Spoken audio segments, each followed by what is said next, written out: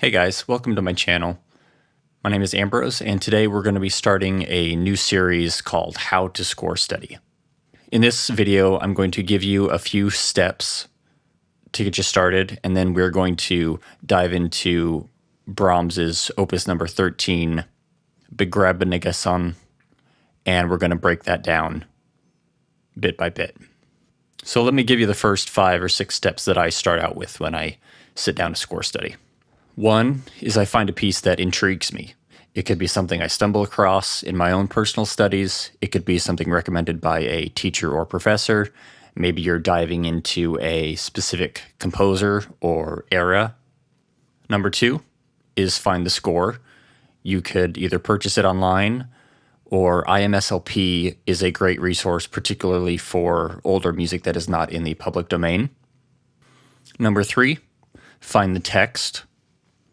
That is assuming that you're working with a piece that has some kind of text with it.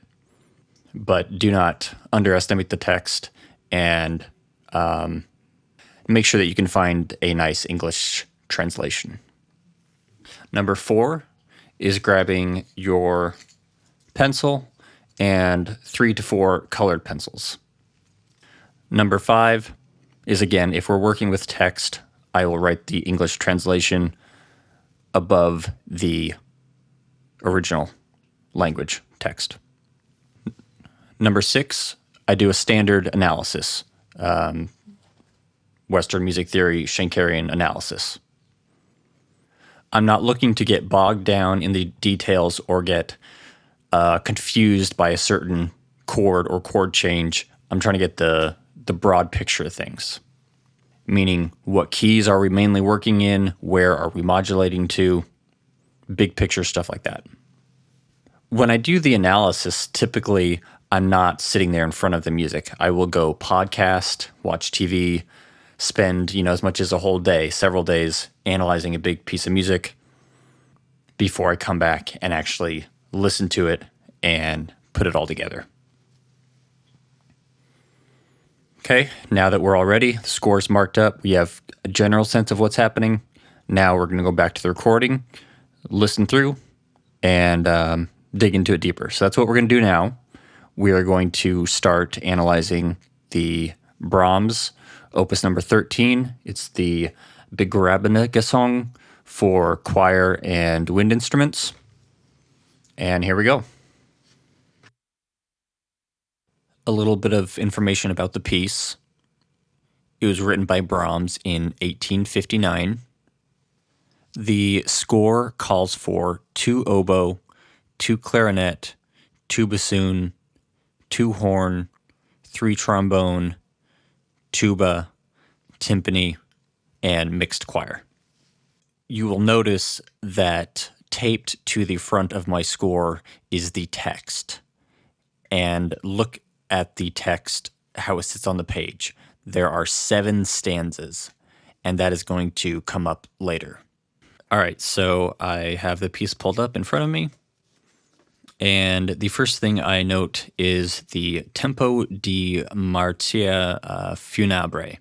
So I'm going to assume that is a funeral march, and let's see if the piece plays out as such. And you'll see here that I have written in the text, "Let us bury the body," and then it repeats, "Let us bury the body."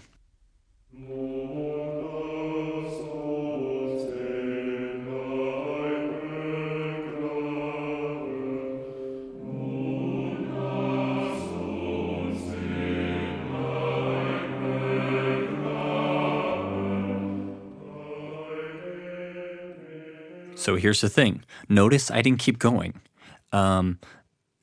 With like so many composers, Brahms gets a lot out of his motifs, right? So that stuff is usually going to be presented either A, early, or B, clearly. So I want to make sure I have that in my head before I continue down this journey. So I usually listen to the first refrain, back it up, listen to that section again, and then play it through.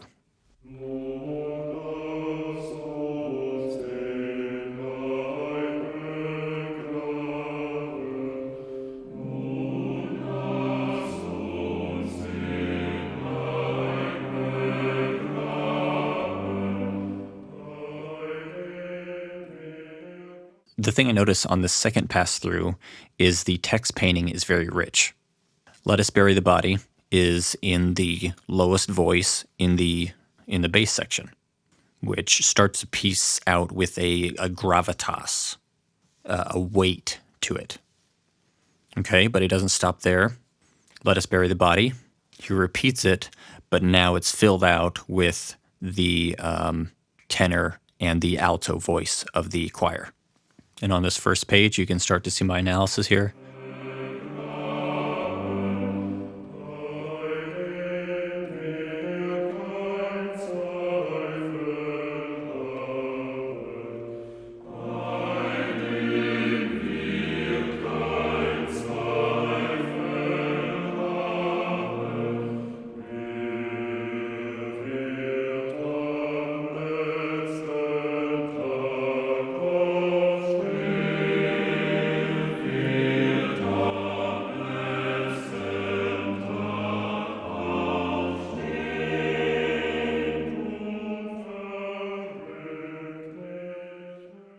Okay, so what I notice on this second page is that the minor 2 chord eventually leads us to a new key area of B flat major. And look at how this is illustrated in the text. As we arrive on Resurrection Day, there's a shift in color. And as I look down at the next system here, I see it again, will rise in splendor. I'm assuming there's going to be some, again, shift in color.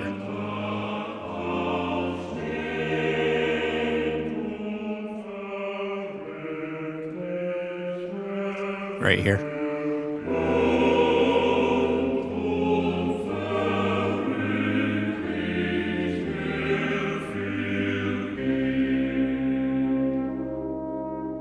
Okay, so we have this really wonderful moment where things lighten up on Resurrection Day. They build and build until we will rise with splendor. And at this point, there's this mystical moment as we're transitioning from E flat back to C minor. And those are the relative major and minor of each other. And as we land back in C minor, the texture changes, but we are reminded that it is a funeral march. The bassoon carries the funeral march rhythm that you'll hear. If they had a timpani, I'm sure they would use that as well.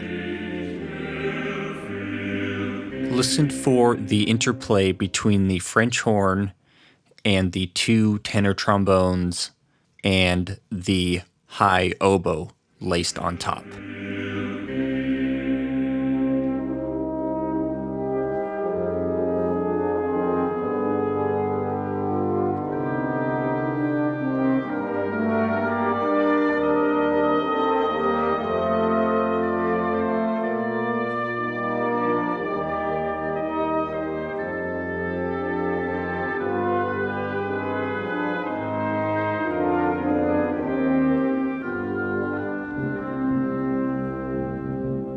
You have the interplay between the French horn and the trombone, and then you have laced on top the oboe very sweetly.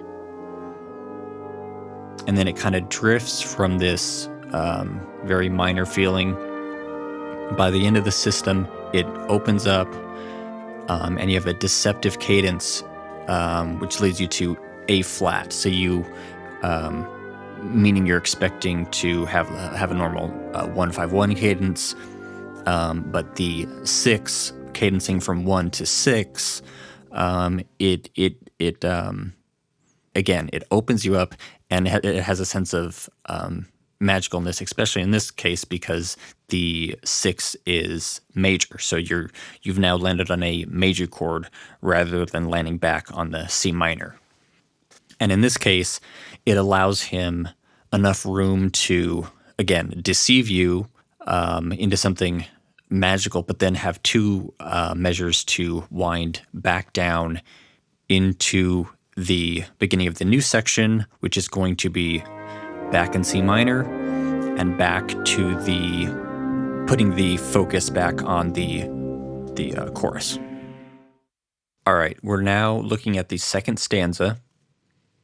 The text is, "Out of the earth he was made, and earth he will return, and from it he will rise when the Lord sounds the trumpet." So what I want you to listen for is how this brooding, dark theme evolves and builds until the text, "when the Lord sounds the trumpet." At this point, there's a big shift in color.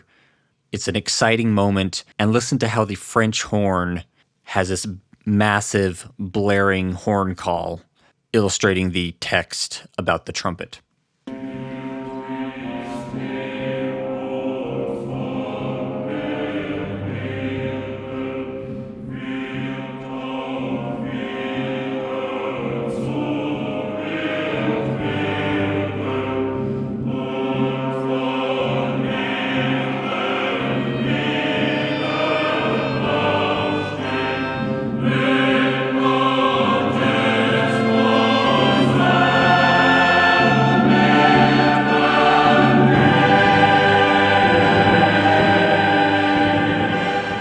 All right, and look what I have written here, the outlines of the chords, and I have written stanza 2. And then now I'm starting to put it together. Oh, I see.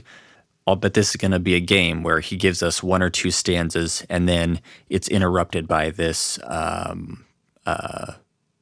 rhapsodic orchestral interlude, and then he'll give us another stanza. So let's see if that's how it plays out.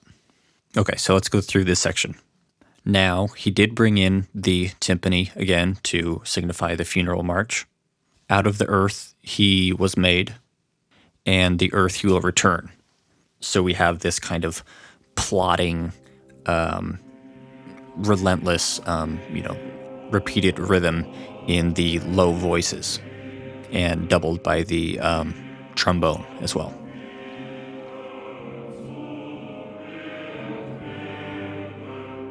All right, I want to take a second and just do a little bit of a theory dive for a second here. Brahms sets up a 5 of 5 to briefly tonicize G major on the text, "sound the trumpet." The cadence from D to G makes it feel like we've arrived in a new home key of G, but then he's going to quickly shift that and remind us that no, we are indeed still in C minor. The 5 of 5 is a very common tool. It gives you access to a major 2 chord, and then it can briefly tonicize the 5.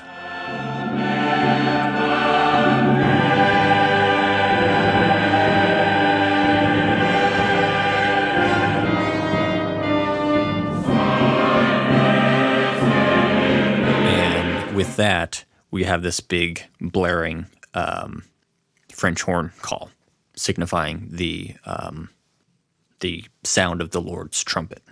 You can see I've written in an extra bar line in colored pencil, and I've written in stanza 3. Okay, so I keep track of where I am in the piece.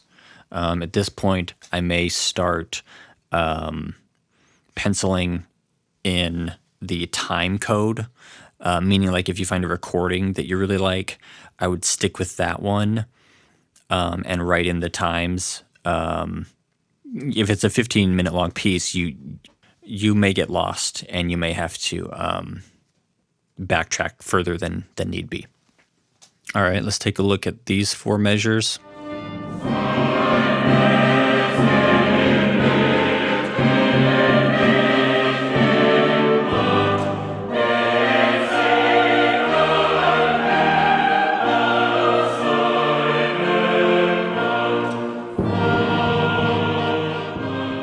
The funeral quality is preserved, but at this point, it's even more momentous because it has moved from 8th notes into the triplets.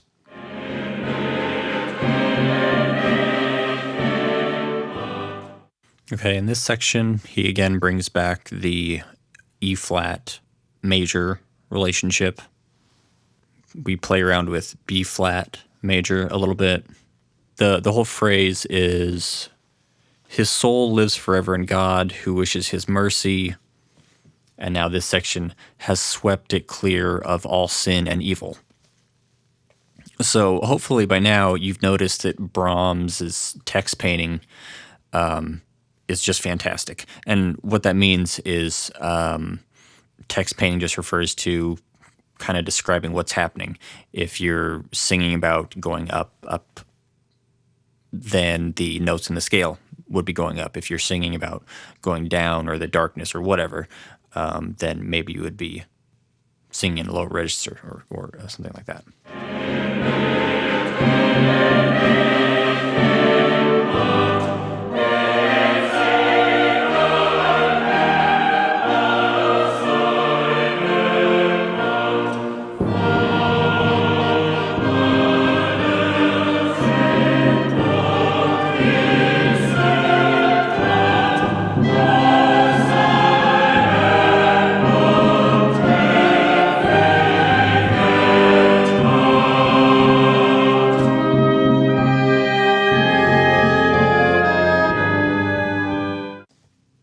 So for the third stanza of his soul lives forever in God, who is his mercy, has swept it clear of all sin and evil.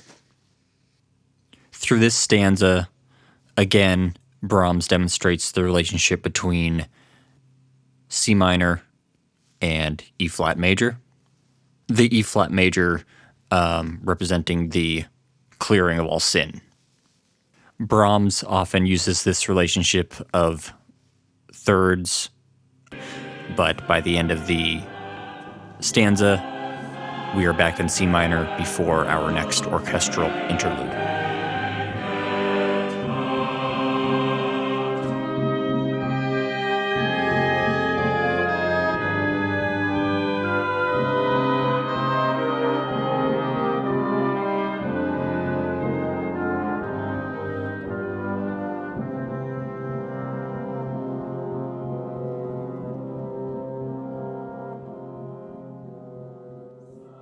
This time around, we have the same interplay between the trombone and the French horn and the oboe, but now it is,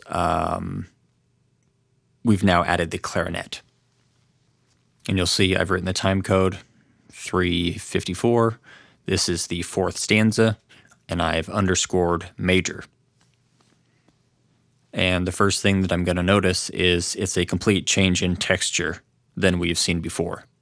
The clarinet is now doing a ostinato arpeggio. That just means a repeated pattern. This one happens to be arpeggios.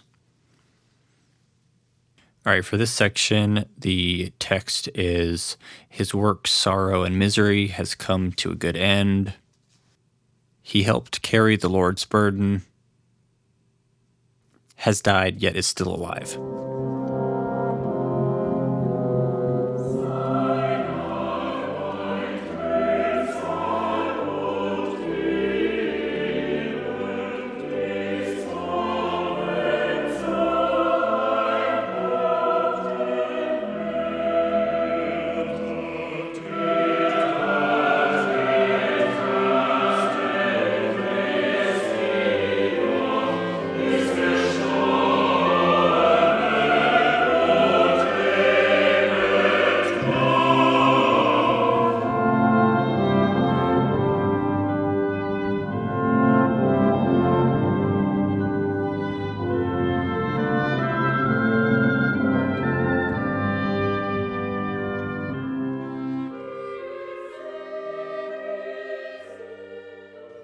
Okay, so things are winding down. The section starts with no bass voice, so you have this high atmospheric, ethereal quality to it. Like I said, the clarinet is keeping the momentum moving forward with the running triplet figure. And it's almost as if we're praising this deceased person, and he was a good soul, and he did the Lord's work. So that's why we have this higher quality to it. And I won't go over all the analysis, but you find what you would expect to find, lots of fives of fives. You'll notice as he has come to a good end, there's a 5 of 3, and that gives us an E major, which is, again, I think still trying to lift the spirits. But then he cancels it back out, brings us back to a E minor. That allows us to shift back into the C major tonality. He gives us some suspension chords. That's the G7 sus figure I have here. And then he just reestablishes that we're home, we're safe, we're going 1-5, 1-5.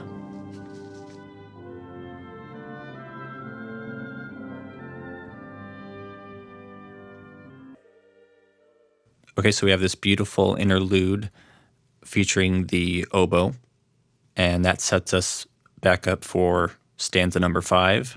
We're back in C minor, and time code 448. The first system here is the soul lives without sorrow, and you'll see I've written in soul, wistful, wandering. The soul lives without sorrow. The body sleeps until resurrection day, when God transfigures him.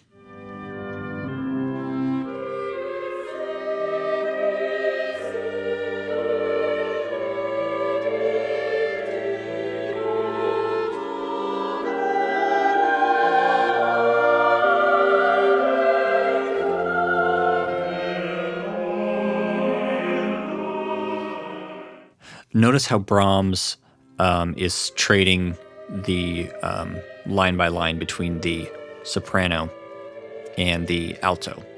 This kind of disconnection overlapping in the upper voices creates this haunting, mysterious quality, which I think is trying to portray this, the words soul and sorrow, essentially. In the second system, the body sleeps until resurrection day.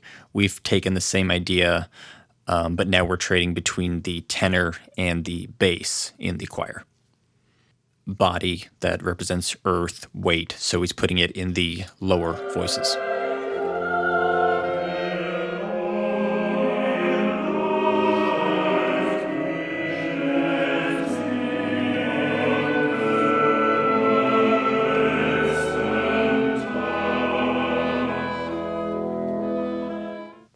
And then as God transfigures him, the alto is added back in, and eventually we're going to add the soprano and kind of blow the roof off again, right?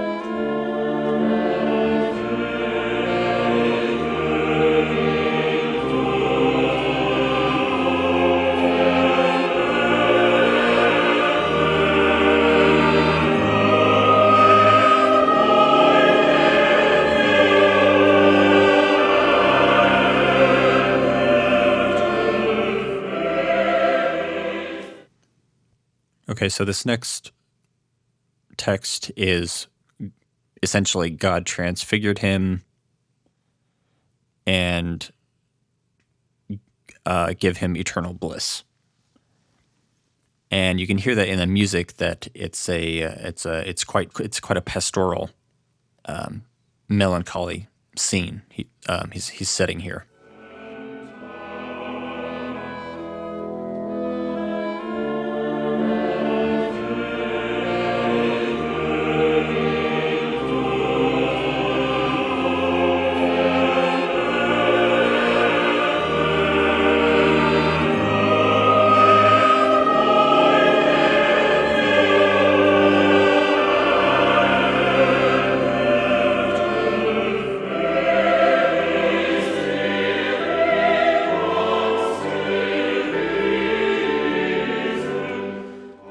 Now we're setting up for stanza number 6.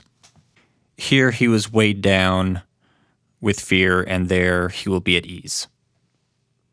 Right, so he was tortured here on earth, but he's going to have eternal rest and peace in heaven, granted by the Lord.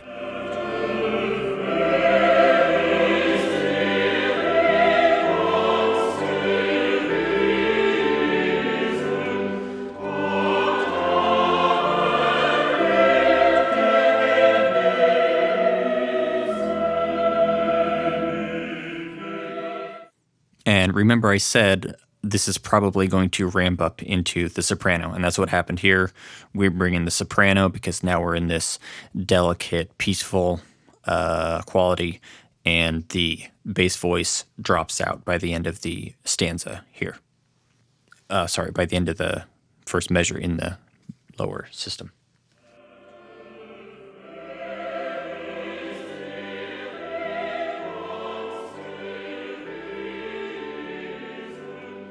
And of course, we get a nice, beautiful, positive cadence to wrap up this sentiment.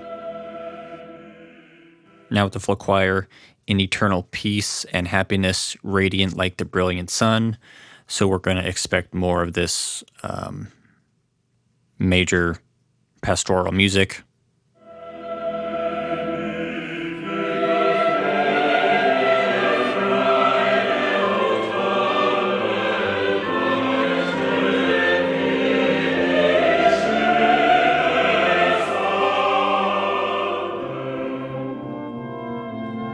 And we're going to end on a nice 5/1 cadence, and we're going to get a repetition of some of the orchestral interlude that we had heard previously.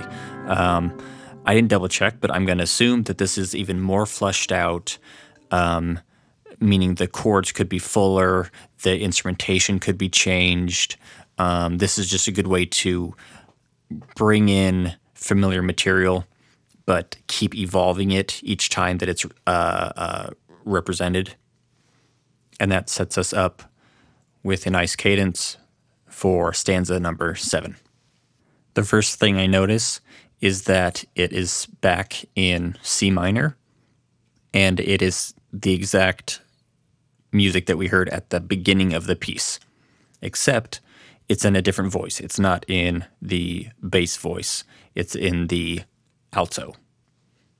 And you'll see I have that written in the score. I forgot one thing.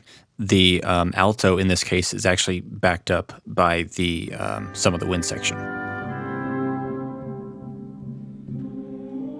So this carries along very much similar to how we heard it at the beginning of the piece. Things are basically winding down. Now we leave him at rest, and we go our separate ways.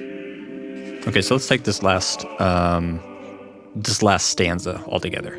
Now we leave him here at rest and go our separate ways, do our duties with eagerness until death comes to us without exception. So this is the funeral observers having dug the grave, buried the body, said they've done the eulogies, and they've made peace with the God aspect of this, right? And they know that there is no exception, right? This is a finality to it. Yes, we buried him, but this is the Lord's way, and death comes to us all, right? Small note I want to make here. Look at this first measure here, the main motif.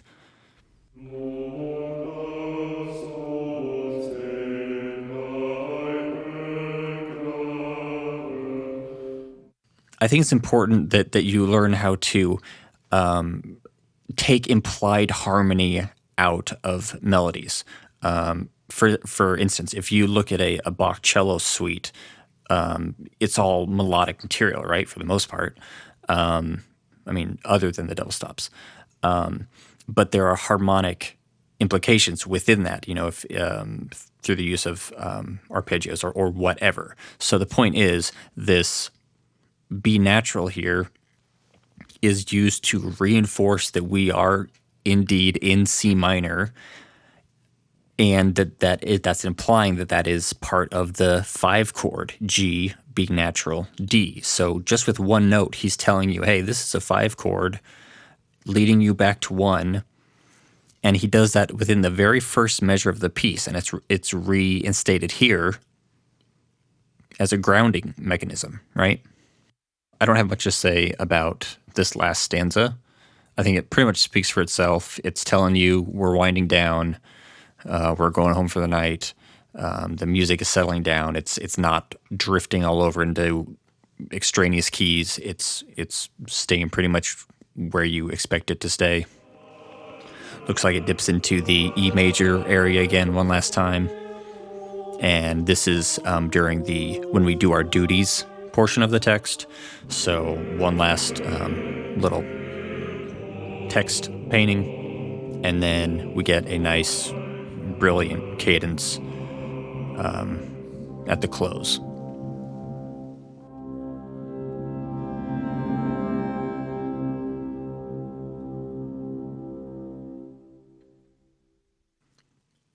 Now I will play the entire recording, and I will leave a link to this recording or a separate recording below the video.